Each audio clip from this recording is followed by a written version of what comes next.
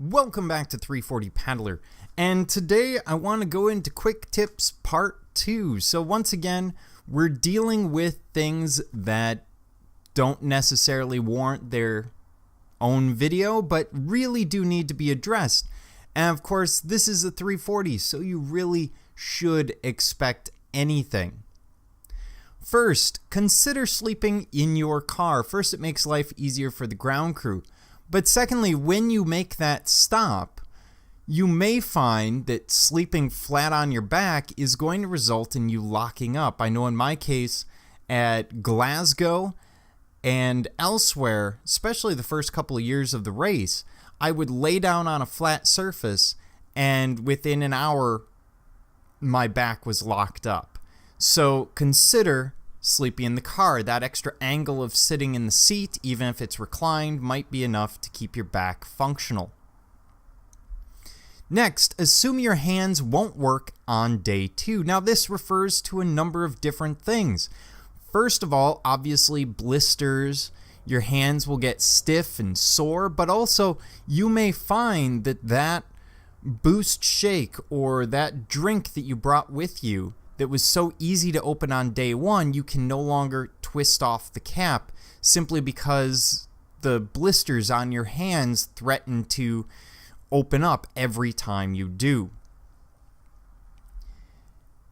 Next, know your abilities.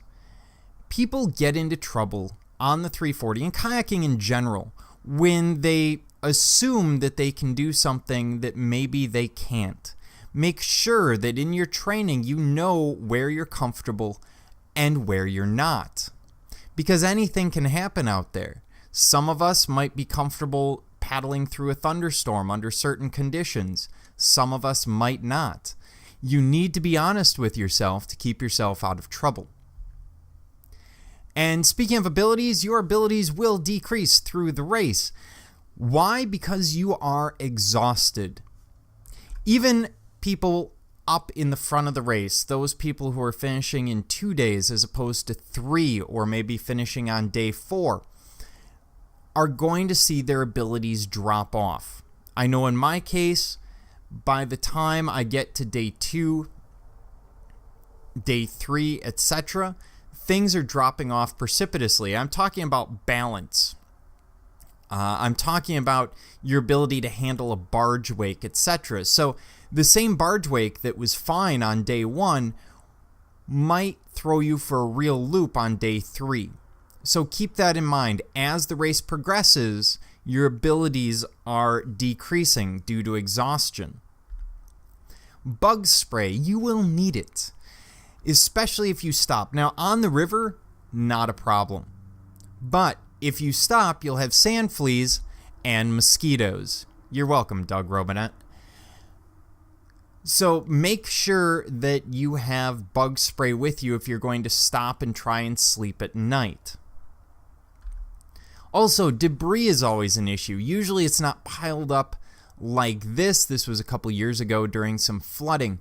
But as you paddle down the river, you may see what looks like a small stick or log bobbing in the water. Try not to hit it, because you can easily end up with, and many of us who have paddled the Missouri quite a bit have seen entire trees going down river where at times only a small portion of it is above the water. So avoid the debris. You can end up with a situation where you fall out of your boat. You could also end up damaging your boat. So try and avoid it as much as practical. Finally, unexpected hypothermia. Now, this is a problem that most of us don't think about.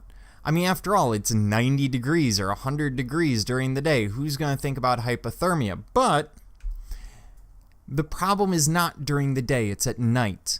Because we're dressed for the day, we're dressed to stay cool. And then at night, we're damp, we're sweaty, and one of two things will happen. You'll be on the river and suddenly find yourself freezing cold. Or maybe you come off the river at Miami or Herman and suddenly you're freezing for no reason.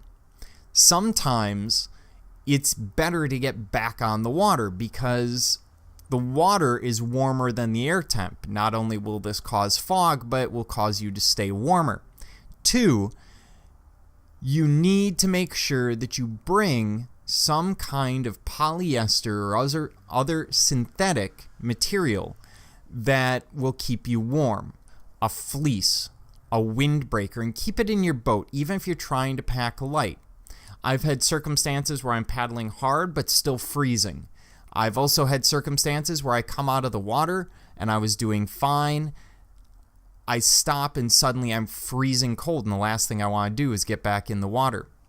Ground crews, make sure that your paddler is not suffering from hypothermia.